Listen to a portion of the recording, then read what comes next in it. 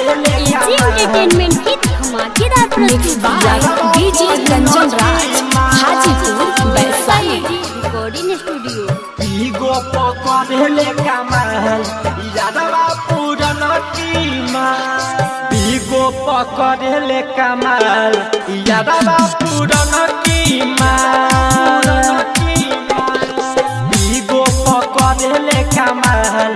यादवा पूरन कीमा कबो सूट साड़ी पहनले लाल यादवा पूरन कीमा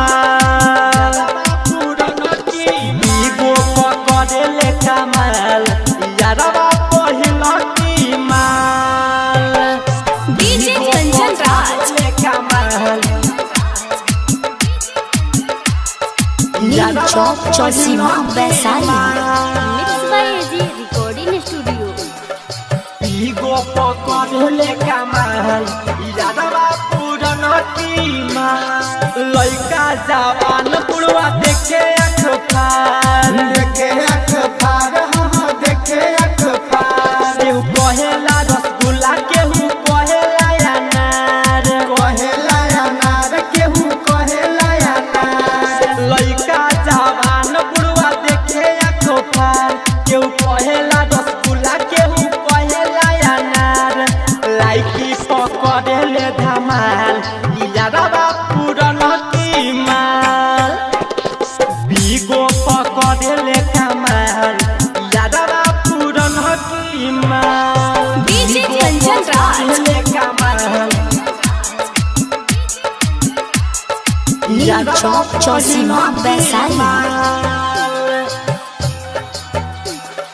बीगो पकड़ले कमाल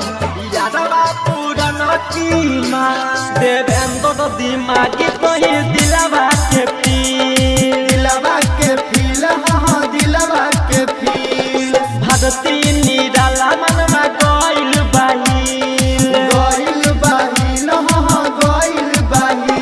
देवेंद्र दिमागी कही दिलवा के फील भगती निराला मनवा गइल बाहिल ओम प्रकाश करे बवाल